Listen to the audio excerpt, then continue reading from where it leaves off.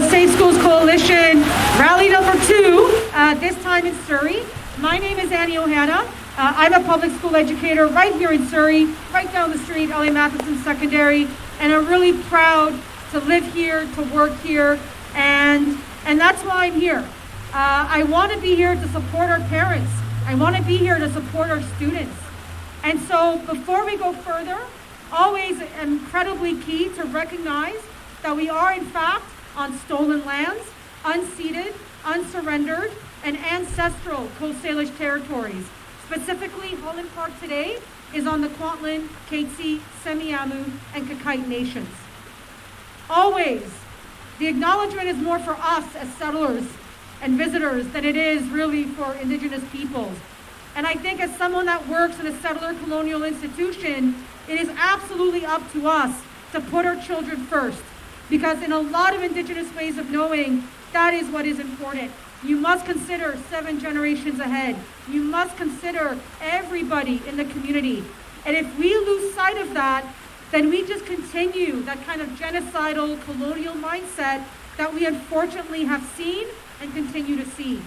So we recognize there is a lot of work to do, and that if we were to actually follow the incredible knowledge and expertise of the Indigenous nations whose land we stand on, then maybe we'd be in a better place. And I know we can be. And so it's a bit of a positive message as well, that together we can do that. I am not going to thank them. They did not welcome us here. We did steal their land. That being said, it makes it even more important that we do the work.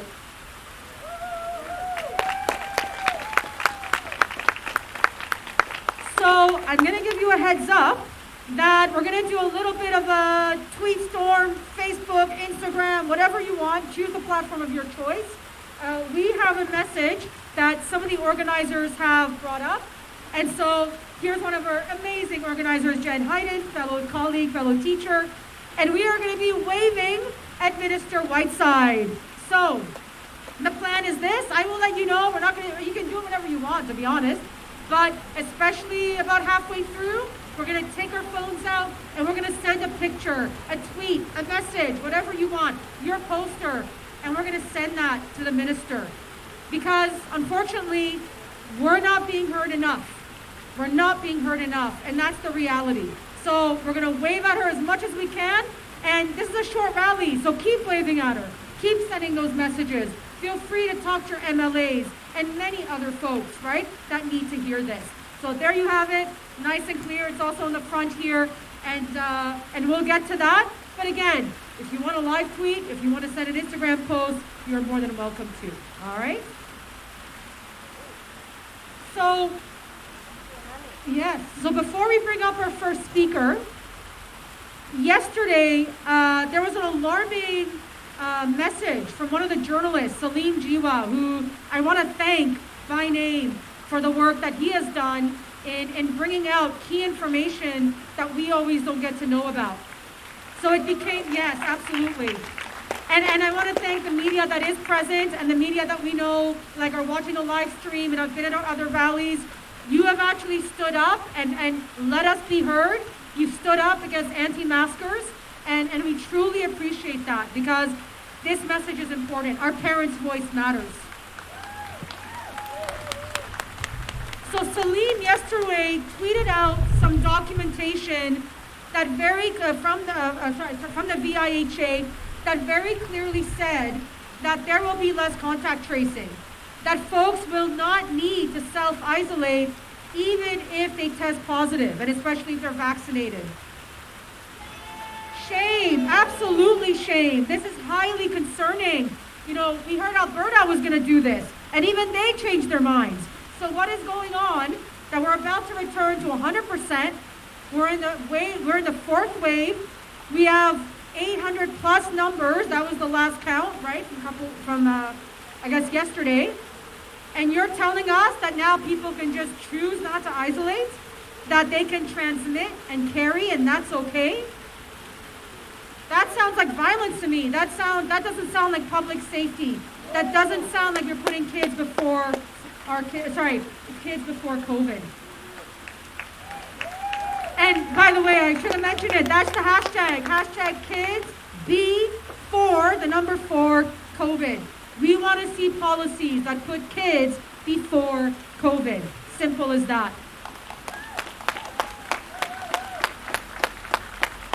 And one last point, I'm very sad to say that just as 2 weeks ago, I guess, when we were in Vancouver, our demands have not changed. We still don't have a complete K-12 mask mandate. We still don't have enough of ventilation, filtration, whatever that means in terms of infrastructural change in our schools. We still don't have enough remote options for our kids, for our families that are vulnerable. And again, like I just mentioned, the fact that all of a sudden we don't have to self-isolate, we have to do contact tracing ourselves. Now we're adding on. Like, you're supposed to get your demands met, not add more of them, right? So this is hugely problematic. So let's get to our speakers, who are really why we're here for today. So our first person is a parent, an elementary school educator, a music teacher. God bless music teachers. Please welcome Amy Johnson.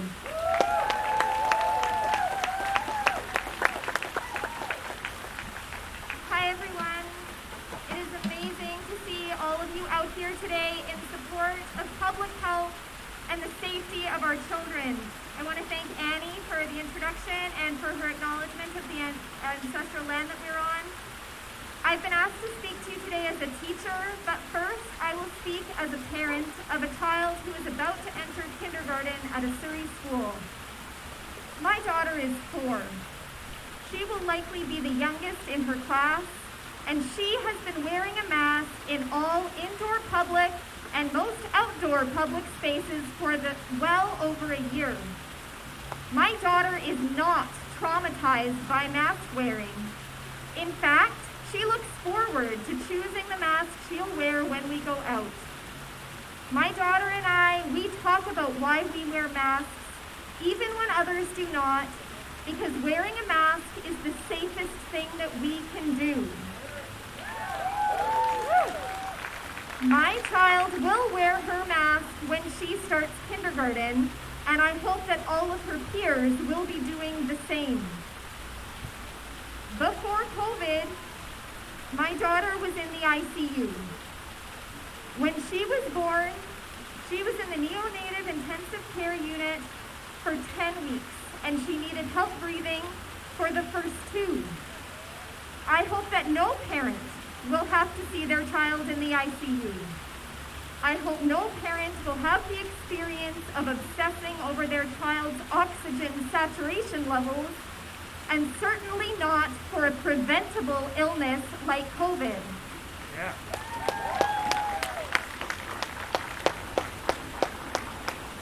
I can't imagine having to go through those terrifying weeks again, but I know that now, like all other children, my child is in danger from this Delta variant, and I want kindergarten to grade 3 students to have, at the very least, the same layers of protection that students in grade 4 through 12 will have.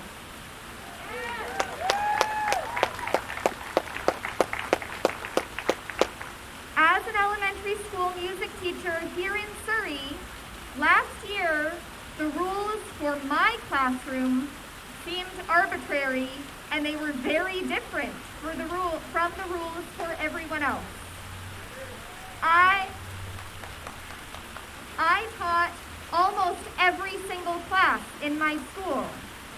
When other teachers were told not to enter other classrooms in the school due to risk of the spread, the entire school still rotated through my room every day.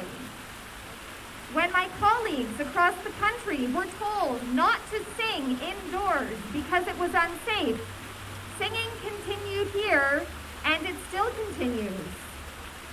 This year, they've made the change. Masks are now required, specifically for singing, but only for grades 4 and up. We need the same rules for everyone because we are all in this together.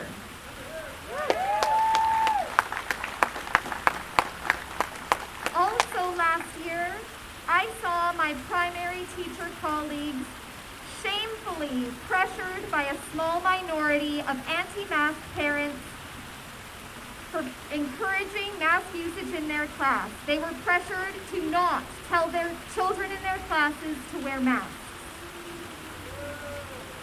I was myself told not to encourage mask wearing in some classes due to parent pressure. When teachers do not create mask wearing cultures in their classes due to parent pressure or even due to their own beliefs, students will stop wearing their masks in class. This is why a mandate is necessary for kindergarten to grade 3, so that all teachers who work with primary students have the same right as all other workers in this province to ask others around them to put their masks on.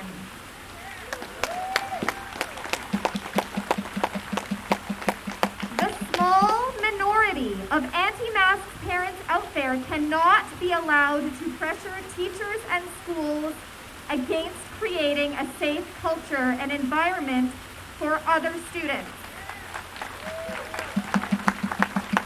I call on the Surrey School Board, the public health officer, and our government to create a mask policy to keep all school-age children safe, and especially those who are too young to advocate for themselves. Thank you, and please stay safe.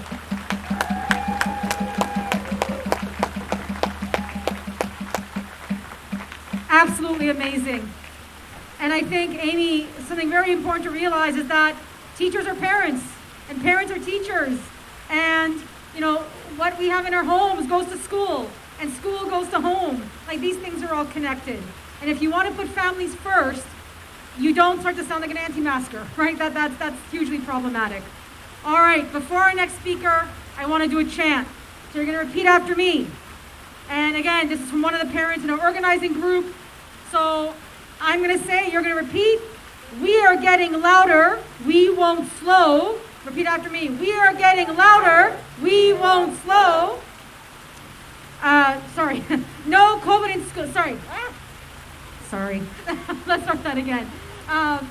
We are getting louder, we won't slow. COVID in schools? Hell no. We are getting louder, we won't slow. COVID in schools? Hell no. All right. Okay, next up, yes. Our second speaker is Dr. Karina Ziedler, a family doctor, and having met her just once, incredibly passionate and very much looking forward to what she has to say. Dr. Karina?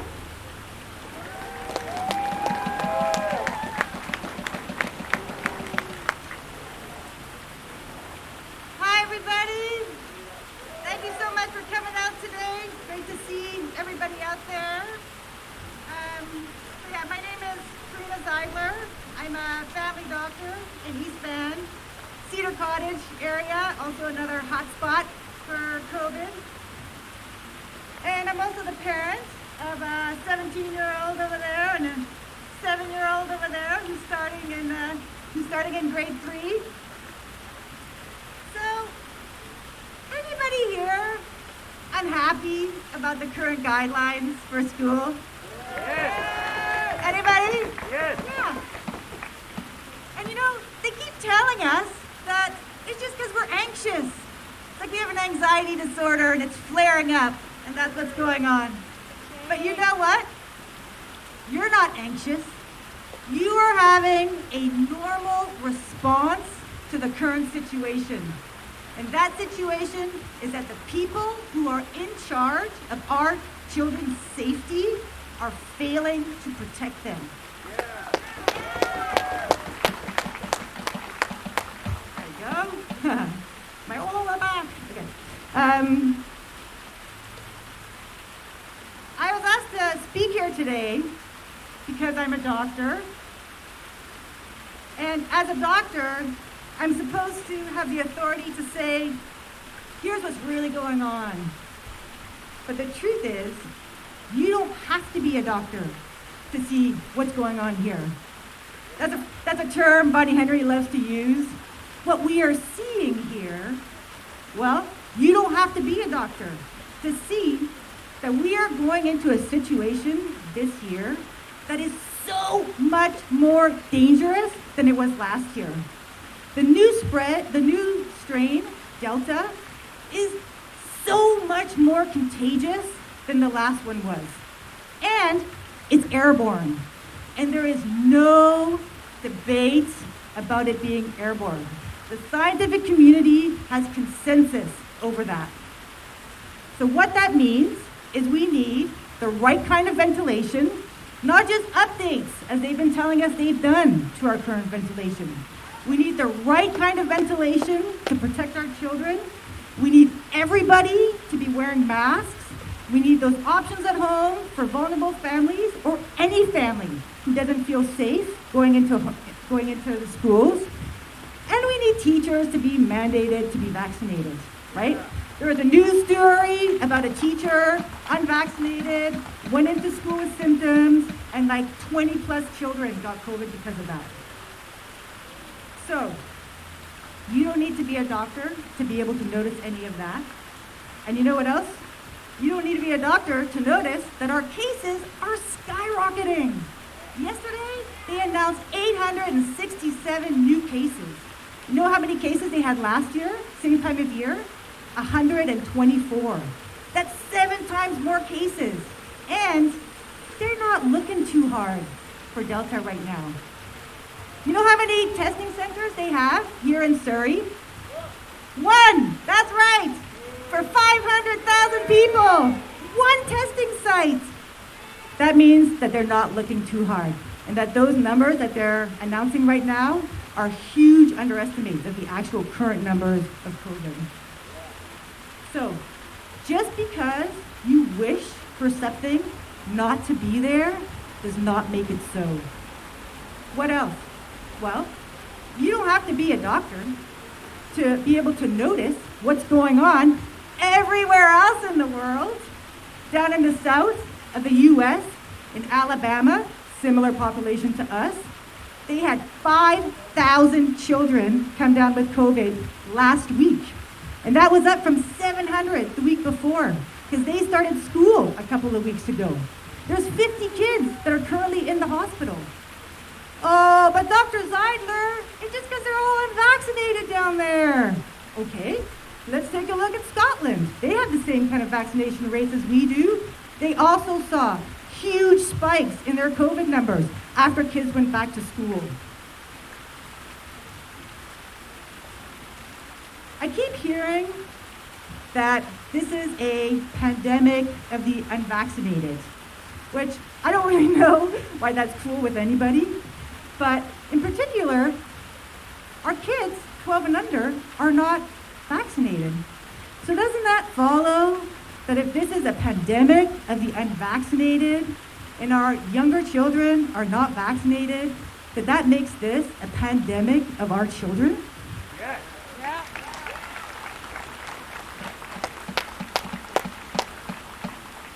Finally, Bonnie Henry loves to tell us that schools are safe places.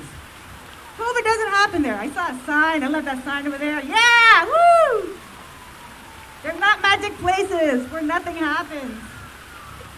But she loves to try and reassure us that that's the case. And that, hey, if your kids get COVID, don't worry. It'll just be mild, and then it'll be over. Well, you don't really have to be a doctor to know that Delta hasn't been around that long. How do they know what the long-term implications of Delta are going to be on our children? We know children get long COVID, right? Anywhere from like 6 to 20% of children get long COVID. The American Academy of Pediatrics have put out guidelines in terms of follow-up if your children has had COVID, saying they should have at least 1 follow-up visit. Why? To be able to assess for residual symptoms. Like what? Well, respiratory symptoms, breathing symptoms that you can have for 3 months or more after you have COVID. And these are all symptoms that kids can get even if they had mild or asymptomatic infection, meaning no symptoms whatsoever. You can get respiratory symptoms, cardiac symptoms, so that's your heart, which COVID is particularly harsh on. There are neurodevelopmental symptoms, fatigue, brain fog, headache, lack of smell, mental and behavioral symptoms. And of course, we have no idea what's going to happen to those kids in 10 years from now, 20 years from now, 30 years from now. Lots of childhood illnesses have long-term effects later in life. So, all of you guys can see that, right? Yeah. And you know what?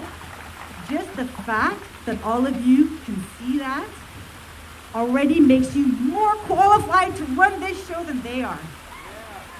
Because would you underestimate the seriousness of Delta and the fact that it's airborne? Would you do that? No. Would you ignore the skyrocketing case numbers? No. How about the warning signs coming from all over the world? No? Okay. Well, here's the biggest question of all. So when it comes to the safety of our children, not just our own children, but all of the children in our community, every single one, when it comes to their safety, would you just close your eyes and just wish for Delta not to be the threat that it is? No, you wouldn't. And you know what? All of you, all of us here, we have the power to make our schools safe. We can do it. We can all do it together. And that means making them ensure good ventilation in our schools, making sure everyone is masked, making sure people have the right learning options, and making sure that everyone who needs to be is vaccinated. And if they need to delay opening schools for that to be ensured in all of our schools, not just the schools in West Van, but also the schools here in Surrey, out in Langley, all over our province, then that's what needs to happen. How do we make them do that? Well, we have to make them a bit uncomfortable. Just like the Surrey elementary school staff did last year when they did their walk-in, right? Yeah, woo, Surrey teachers! Have you guys seen John Horgan's Rockstar Room? Wouldn't you love to do a walk-in in there? Have 30 people in there with him and see if that doesn't make him a little uncomfortable? But you can also connect with other parents, decide that you're gonna keep your kids home from school, maybe even just for a day, maybe just for a week, and tell your schools you're not gonna send them unless they ensure that the schools are gonna be safe. Maybe you're just gonna feel a little sick that first week of school and not be able to go into work. You should call your schools, call the school board, call your MLA. Together, we can make them do the right thing. We can make our schools safe for all of our children. There should be hopefully a sign-up sheet if you want to sign your email so we can let you know stuff that's going on, to be able to put more pressure on them. But thank you so much for coming out here, and keep up the good fight. We can do this. Woo!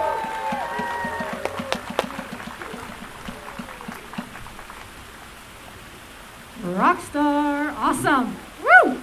Repeat after me. Kids before COVID. Kids before COVID. Kids before COVID. Kids before COVID. Kids before COVID. Kids before COVID.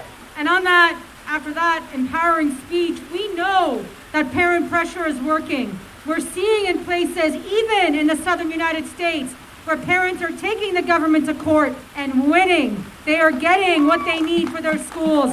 So please know you have power. You do have a voice, and you need to keep pushing. And it's been inspiring every day this week. I know maybe it was just yesterday that lawsuits have been won. And even the idea of court cases can sometimes force a government to take action. And with that, we're going to bring up another truly empowered parent. She is part of the Surrey DPAC. We thank them so much for supporting us today. Her children go to Cambridge Elementary.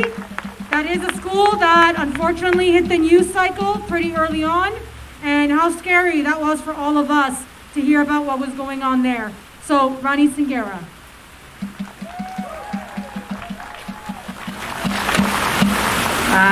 Hello, everyone. I also want to acknowledge where we work, play, and learn is on the shared and unceded traditional territory of the Katsi, Sami-Army, Kwantlen, and other Coast and Village people. I am the Communications Director for the Surrey District Parent Advisory Council for Surrey. I am honored to be here. I don't do this very often, so please bear with me if I say a few words wrong or whatever. So here we go. So we've been hearing a lot from parents. We've been getting emails, we've been getting phone calls, or just meeting parents on my walk, if I'm in the store, my relatives, and we're all hearing the same thing from most parents. And I know there's some parents out there that might not want what most parents want, and that's okay. We are representing Surrey, we're representing the parents. Parents want kindergarten to 12 masks to be mandatory. We're hearing that across the board. That is one of the biggest concerns, and a lot of parents, like myself, who have twins in grade 3, are disappointed that the news was not to mandated for kindergarten to grade 12. We're also hearing a lot of other things. We're hearing safety protocols in schools. Why has it taken the government so long just to give the students their basic rights of washing their hands? A lot of portables in Surrey do not have hand washing stations and portables. These poor students have to be waiting in lineup outside to share one washroom with 10 to 12 portables. And you know what? My child probably wouldn't wait that long to get to wash their hands. So what are they doing? They're using hand sanitizer. And that's not good for them as well with all the chemicals. So, I think that, cleaning stations with teachers saying that they can't really clean anything because that's the janitor's job and it's taking away from them. So there's a lot of stuff that goes on behind the doors that we as parents don't know about, and we really don't care because we want our schools to be safe. Parents have also been asking for better air quality in their classrooms. I mean, there's some schools that don't even have a window that opens. I mean, that's just not right. Kids need fresh air, even if it's no pandemic. So we're looking at the government to see that why haven't these changes been made? Parents are also asking about mental health. Is there going to be a counselor available at every elementary school or high school for their child to go speak to when they need the help? Not 2 weeks after something has happened or 3 weeks. I mean, it's especially kids that are going back to school after being home for a whole year and doing online. These children need help when they're back in school. They need to deal with how they're going to deal with all the different COVID protocols and how, it's just scary for them to be out playing with their friends and also having this in the back of their mind that they're going to catch COVID because they're too close to someone. We also have parents asking about online options. Why has the government not put that forward?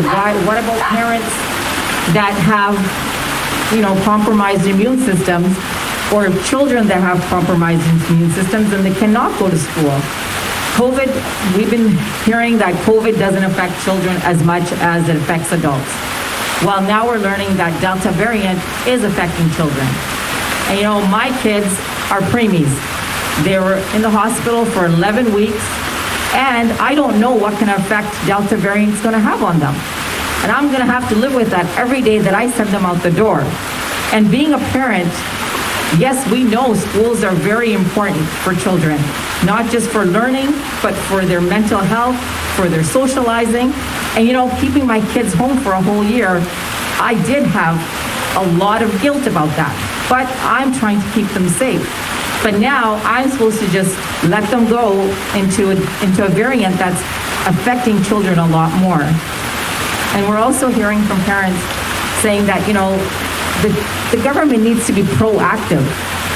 And we're always seeing them being reactive to everything. They've had, this pandemic's been around, I feel like forever, but at least a year and a half.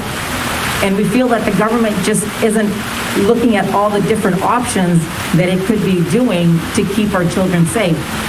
Every parent wants their child in school, but we want our children to be safe, and we want those schools to be safe for them to go to, so that we're not sitting at home worrying about them every minute of the day.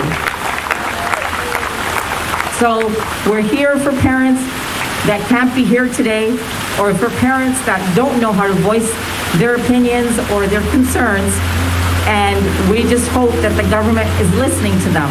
And if we can help in any way, you can contact us, and we can try and send that message forward to the government, and hopefully somebody will listen to us. Thank you.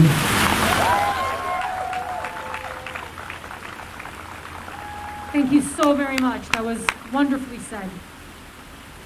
All right, repeat after me, especially after the news of yesterday. Test, trace, isolate. Test, trace, isolate. Test, trace, isolate. All right. So, actually, by what Ronnie just said, schools being so vital. And it's so amazing as someone who works in a school to be able to show that we are a safe school. At LA Matheson, we were so proud that we could tell our parents, we are masking, we are protecting ourselves. Please, your child will social distance. We are doing everything we can. We are doing more than we can to protect your child. And it was a wonderful environment to see parents and staff come together as true families all across BC, right? I'm just speaking about my school. So why not continue that? But I'll tell you this, we could not do that without our family, our CUPE family, which covers so many different titles and positions in our schools. Our schools would not be open without our janitorial staff. I always say if our secretaries were at the front desk, our schools would not be open at all. Our EAs, which take care of our kids that do need that extra help. Every single person in that building plays such a vital role. And so it's great to have the president of CUPE here with us today. Tammy, coming up.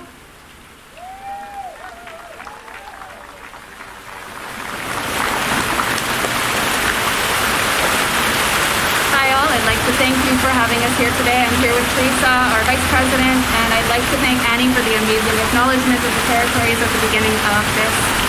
I just want to start off by thanking all of our staff. CUPE is a wide range of people. So we have our caretakers, which do our custodial work.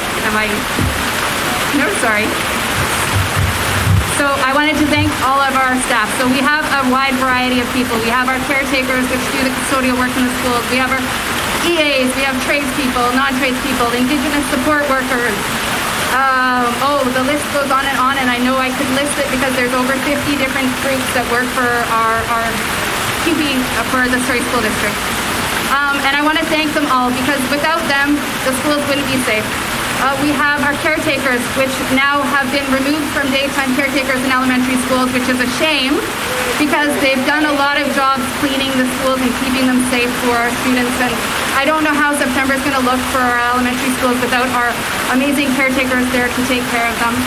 We have our staff, our child care workers and our Indigenous support workers and our EAs that work with multiple students. They go in and out of cohorts. There's no cohorts that exist for you if you're CUPE and you're working with kids because we have too many to take care of. So we're in and out. So another reason why masks are so important because we're with them and they're with us and we're going from kid to kid to kid to kid to service and help all the children. Our clerical staff are the front lines. They work with everybody. They deal with the parents, they deal with the staff, they deal with the kids. There are so many different safety aspects for everyone, not our kids, but our staff as well. And We are working so hard to make schools safe. We have our HVAC team, which is in and out of schools, working overtime right now, trying to make sure that the systems are kept clean, and it's so impossible to keep up with the amount of time that they have to put in to do these things, and I just want to thank them all. And I'm going to let Teresa talk as an EA working in the classroom. We're both EAs, but she's in and out of classes, and I'm going to let her talk a little bit about that. I'm not as tall as Tammy. As an education assistant and our Indigenous support workers and our childcare workers, we are in and out of classrooms all day long. And we've had to change the way we do things because of COVID. We work one-on-one with your students sometimes. We work with multiple students. We do lifting, we do tube feeding. We take care of them on a day-to-day basis. And we are close to your children. And to keep them safe, we have worn masks. We have kept our distance. We have done everything that we have been asked to do in order to keep the children safe and ourselves safe. It is scary enough before COVID that you would get a cold. You know, as education assistants and childcare workers and Indigenous support workers, we were the ones getting sick. Your kids were getting sick. Now it's so important because COVID can kill you. It can kill our families. It can make people sick and have underlying issues for the rest of their lives. So our staff has done everything we can to support keeping students safe as well as ourselves safe. And if we have to mandate masks from K to 12, then I'm all for it, because it is important not only your kids are safe, I'm safe, but my family is safe, because I go home every day working in the schools knowing that I could be putting my own family at risk. But I just want to thank all our QP staff for the hard work. We've written everything in pencil in the last year, and it's erased, and we just keep making the changes, and we keep doing what we're asked to do. So thank you to QP staff, and thank you to the teachers for all the hard work that you guys have done to ensure that our kids are still going to school and we're keeping all of us safe during this pandemic.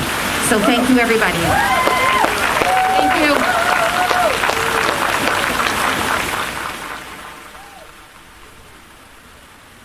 We cannot dare say that we have an accessible education system, a free education system, if it's not an inclusive one. And when we saw how many students that needed that EA support, that could not be at school, but also that because some of them couldn't wear masks, and we completely understood that, but the reality of how vulnerable they were, and they were made vulnerable. That's the reality here. We're not blaming them. It's it's the situation as it is. And just the amount of stress, and absolutely, I would say, some PTSD in terms of having to come to that every day and to try to ensure that those kids got the education that they deserved, right? That is by law, their human right. My God, right? The amount of work that went into that. So another round of applause for all of our QP staff. Amazing, amazing. I actually did shed a tear because I stay at school quite late, and the custodial staff that were hired on for the COVID, well, we're still in COVID, but for the last year, came to say goodbye, and I was devastated. I was like, no, you're part of us, right? You can't leave. You're as important now as you've ever been. So quite sad. All right, we got 3 more parents coming up, but before we get to that, let's actually wave to Whiteside. So you're going to take out your phone, your device. I want you to grab a picture, whatever it is. You can say something. Maybe you heard something today that is striking to you. Maybe you have a story that you want to share. And you're going to use the hashtag KidsBeforeCovid. It's written right there, KIDS, B as in the letter, 4 as in the number, COVID. And let's tweet. Let's get that out there. Let's do that right now. I'm going to do it right now myself. And if you see one of these signs that are up here and you want to put that and send that to Whiteside, come on up, take a photo of that sign or some of the great signs that you've made today. Take a photo of it, post it on Twitter, Facebook, Instagram, and get that message out there to Whiteside. Kids before COVID.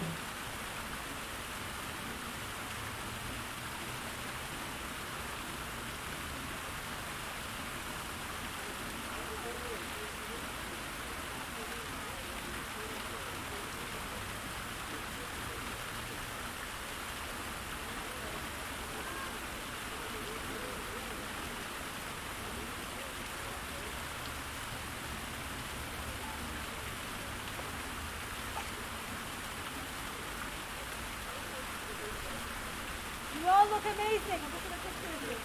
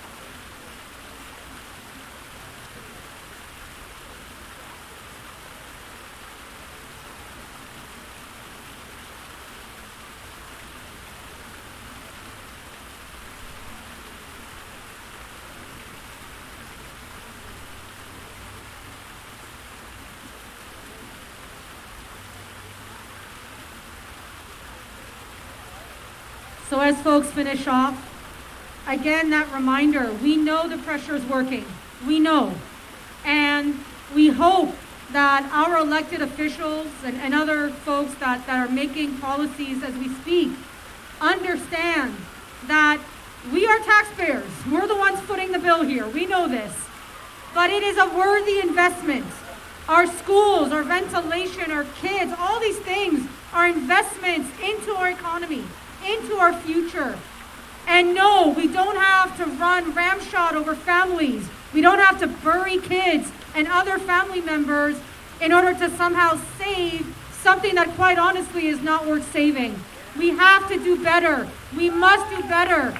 We can't let ourselves believe that political expediency is more than enough.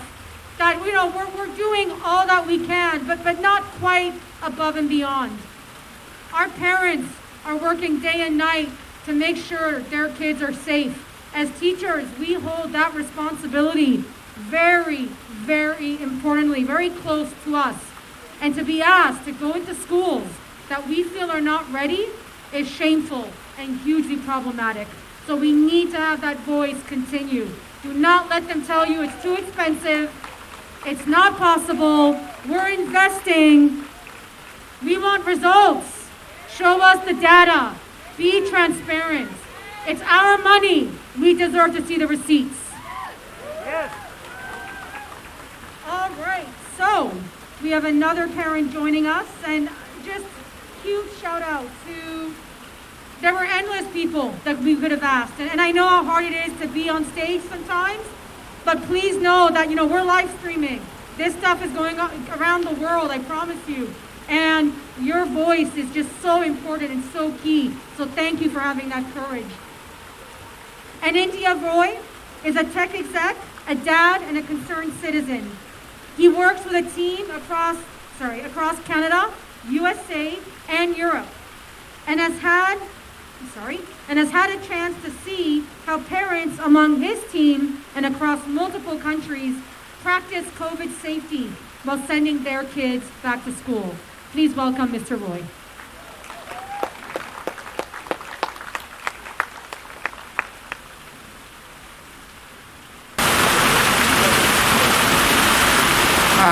It's a privilege to be here. I apologize in advance. I don't usually get to speak to such an enthusiastic and large-sized crowd here. But anything that I say today, even if I'm a little unstructured or less articulate than I'd like to be, it comes from the heart. And the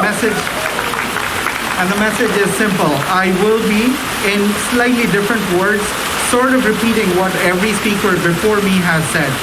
But I want to really focus on two items I feel should be a agenda, one tactical, immediate, and one more strategic. The tactical ask over here, as a parent, as a concerned citizen, a parent to a fifth grader going into fifth grade and a preschooler. So I'm talking about two different environments where my children will be going to, and I think that should resonate with the audience here. Definitely Surrey schools as well as childcare and daycare facilities. Staff members at schools and childcare facilities absolutely have to be vaccinated. That is my core expectation, both as a parent and as a member of society. Let's not forget where we were 4 months, 5 months back. Sorry, did you? Okay, how about this?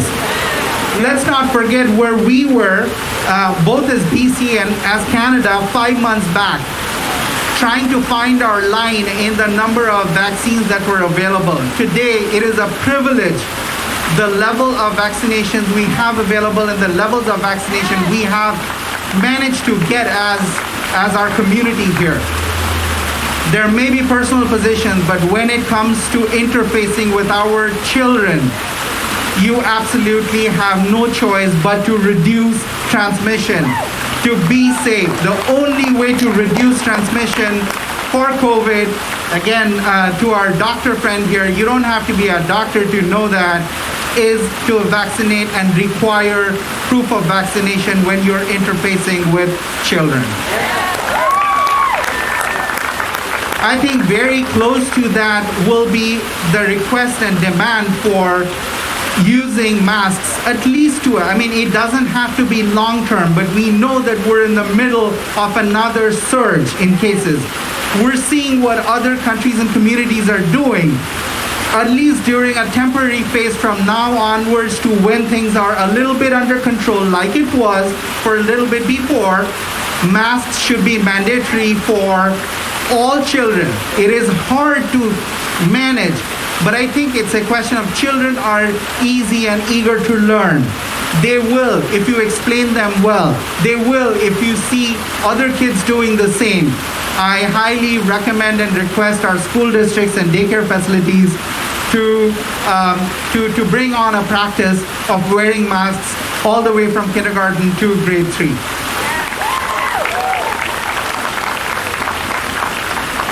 My final sort of focus is, we have to have learned something from previous coronavirus-like diseases. I am talking about SARS that affected both East Asia and Canada in the early 2000s. We're talking MERS. We're talking several others that were less widespread than this. But one of the main things we learn is that there is so much you can do tactically. Strategically, what you have to do is what comes across as installing HEPA filters, rapid testing in schools, thermal imaging. COVID is here to stay, unfortunately. However, it can reach an endemic stage. Endemic stages are defined as when society and the medical facilities in our community are able to deal with, there will be transmission, but they are able to deal with the level of transmission.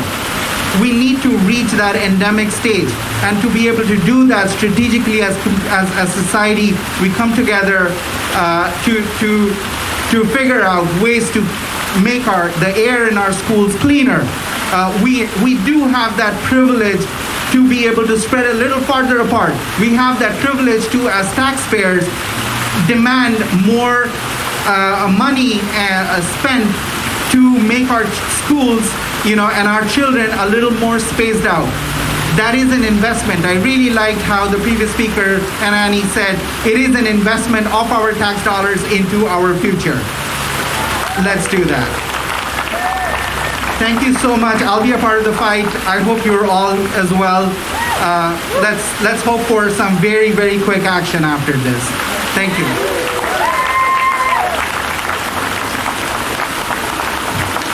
So well said, so well said.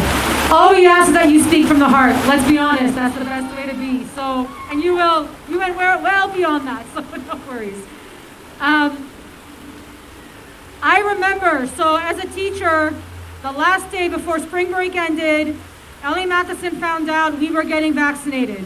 And we all were right across the street at the former Best Buy, right? That building right there, all giddy, all excited.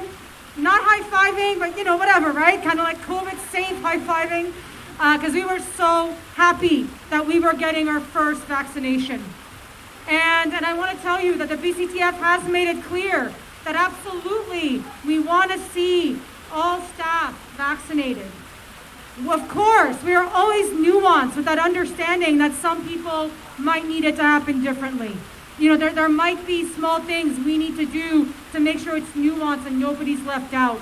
But at the end of the day, I remember the joy. And then going back to school the next day, even though a lot of us were sick, but those of us that did get to go in, there was a sense of relief when we had that vaccination. That first one, not even the second one. So I always remember that when people bring up that idea that educators and staff need to be vaccinated. The joy, the happiness we felt. And in our school, we did have people get COVID after they were vaccinated. So the relief was short-lived, but we learned a lesson about how crucial those vaccines were to our health. And of course, our students and everybody else. All right, so let's bring up, we're almost there. We have one more speaker and then an announcement that we've kind of been teasing about. So we have a secondary school teacher, Greta Heinz. Come on up.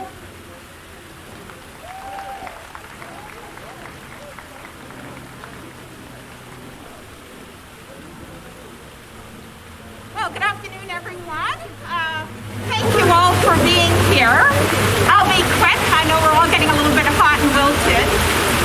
Number one, I wanted to take the opportunity to thank all the parents who are out there for all the work that they've done. So sorry. I wanted to, first of all, thank all the parents out there for all the work that they've done with their children over the past year and a half or so.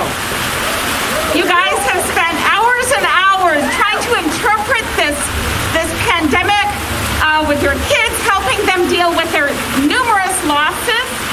And I think what you are actually doing is you're helping to produce healthy, community-minded, and conscientious youth. And I really appreciate that.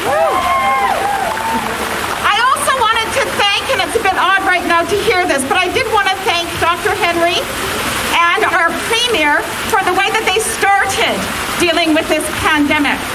They were courageous, they made hard decisions, and they made decisions that were science-based and logical. And I need to see that again. We've lost that. There's a vacuum of logic, and that's really hard to deal with.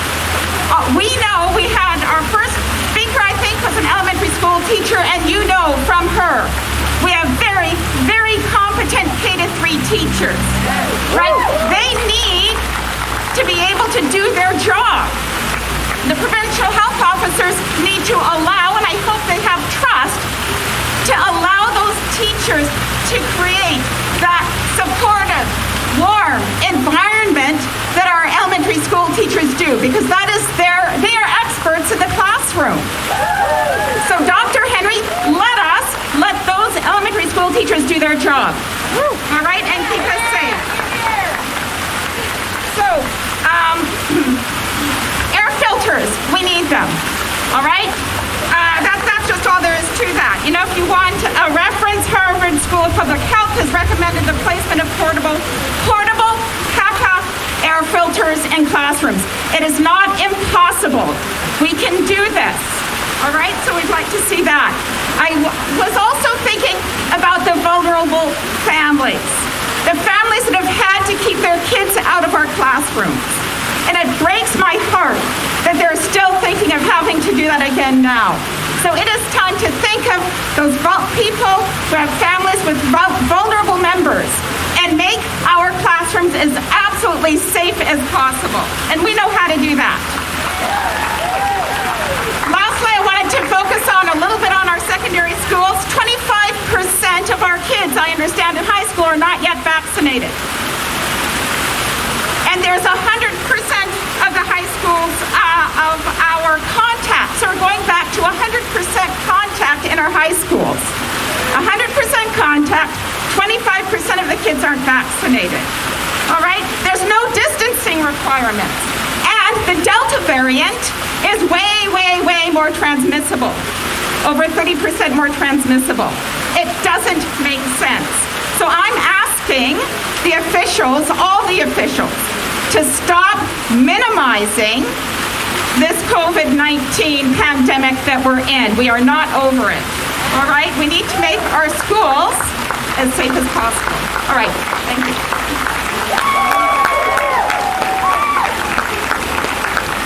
Greta, incredible. Thank you so much. All right. Well, now we come to our announcement, and then we'll close things off. Sorry. I value this person highly because I actually got to know her in a different context, and I know her to be a great advocate. And for her to come forward in the last couple of days and say enough is enough is incredibly powerful and meaningful. And I think all the parents that are here and those that are watching and those that will find out, I think this is the action that everybody's wanting. So when parents and our organizing group are like, what are we gonna do after today? What are we gonna do after today? Well, Stacey Wakeland has a plan. Stacey, come on up.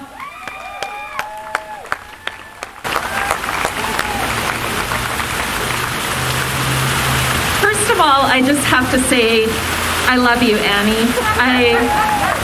I love everyone that is here today that is taking time out of their day to use your voice, use your power.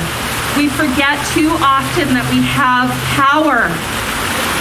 For as long as I can remember, I have witnessed parents fighting for higher standards, more services, and more funding for public education. Here we are living through a pandemic, and that advocacy is needed more than ever. Parents that have noticed the cracks in the system are suddenly questioning if their kids' schools are safe enough, or wondering if their concerns are being represented and, more importantly, implemented when decisions are being made. With the COVID Delta variant, there are already 7 times approximately as many cases in BC than last year. As a parent, I can't understand why we're being told to send our kids back to school with fewer protections than last year.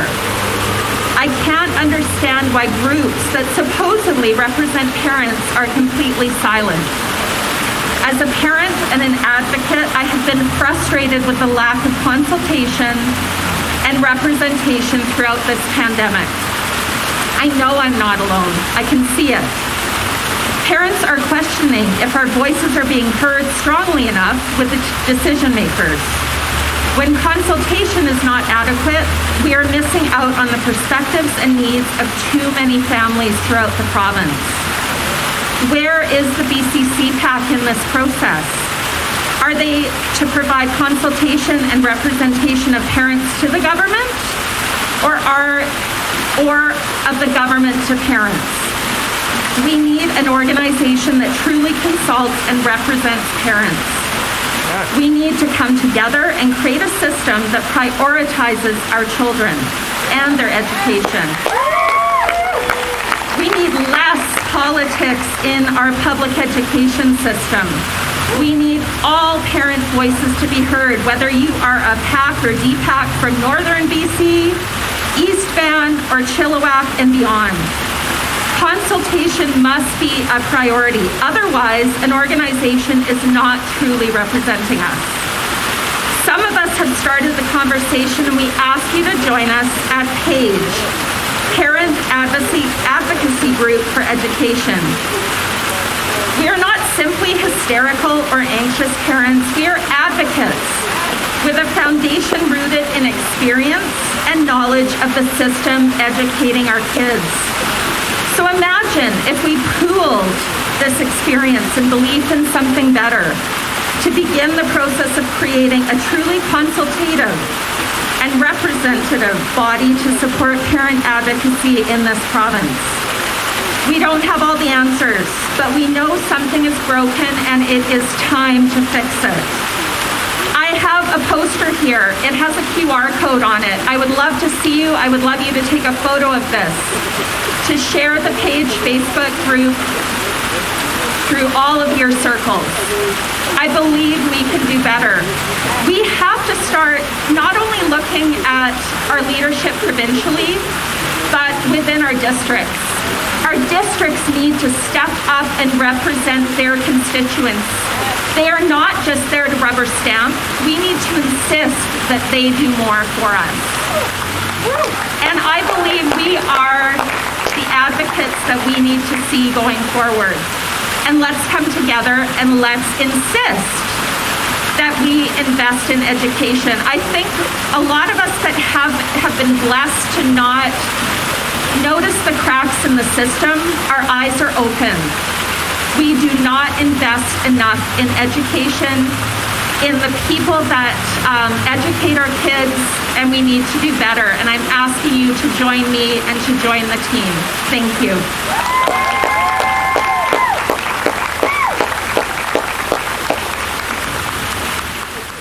Amazing. Repeat after me. Parents united. Parents united. Cannot be divided. Cannot be divided. Parents united. Cannot be divided. Parents united. Cannot be divided. One more time. Parents united. Cannot be divided. Parents united. Cannot be divided. Amazing. And we come to the close of our event today. I'm going to bring Jennifer Hayden onto the stage to thank all of you and everybody involved in this. So Jen, come on up.